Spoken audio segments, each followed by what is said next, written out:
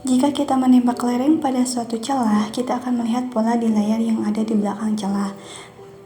Nah, selanjutnya gelombang melewati celah dan bergerak menuju layar dengan intensitas paling tinggi yang berada sejajar dengan celah. Yang menunjukkan intensitas tersebut ini sama dengan pola garis yang sama seperti video kelereng. Eksperimen selanjutnya, cahaya berperilaku seperti kelereng. Kita melihat pola interferensi. Pertanyaannya, kenapa materi bisa menghasilkan pola interferensi seperti gelombang? Sebelumnya, apa itu elektron?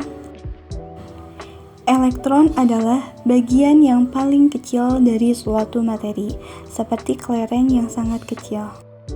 Dunia kuantum lebih misterius. Ketika elektron diamati, maka elektron kembali berperilaku seperti kelereng kecil yang menghasilkan pola dua garis, bukan interferensi, sehingga pengamatan ini menunjukkan bahwa elektron hanya lewat di satu celah, bukan dua celah. Jika kita menambahkan dua celah, kita dapat melihat ada dua pola di layar.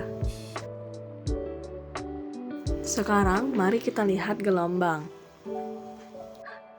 Gelombang melewati celah dan bergerak menuju layar.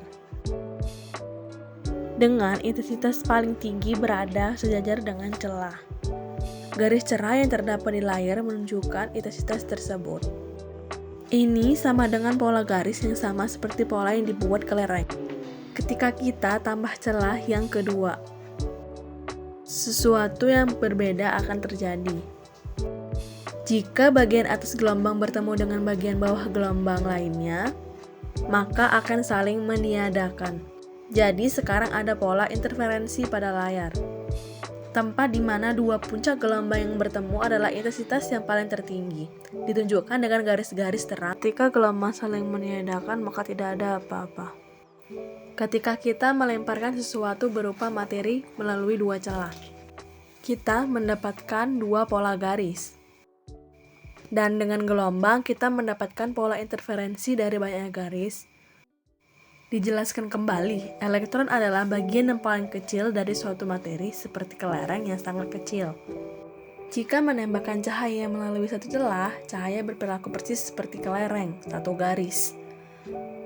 Jika kita menembakkan titik-titik kecil melalui dua celah, kita seharusnya melihat bagaimana kelereng dua buah pola garis.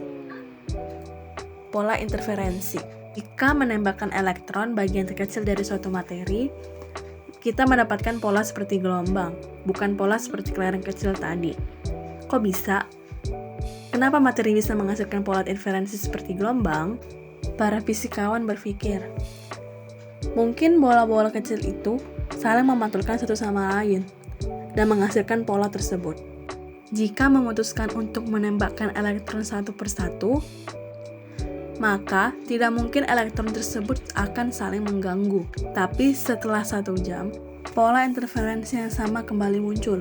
Kenyataan ini tidak bisa dihindari. Sebuah elektron keluar menjadi partikel, berubah menjadi layaknya sebuah gelombang, melewati kedua celah, dan kemudian menyatu, lalu mengenai layar, layaknya sebuah partikel. Namun, secara matematis, hal ini bahkan lebih aneh lagi. Elektron melewati kedua celah, dan juga tidak melewati kedua celah, dan melewati satu celah, dan juga melewati satu celah lainnya. Semua kemungkinan ini saling menyatu atau superposisi. Jika memutuskan untuk melihat celah mana yang sebenarnya dilewati oleh elektron. Jika meletakkan alat pendeteksi di dekat salah satu celah untuk melihat celah mana yang dilewati oleh elektron. Tapi, dunia kuantum lebih jauh misterius dari yang mereka bayangkan.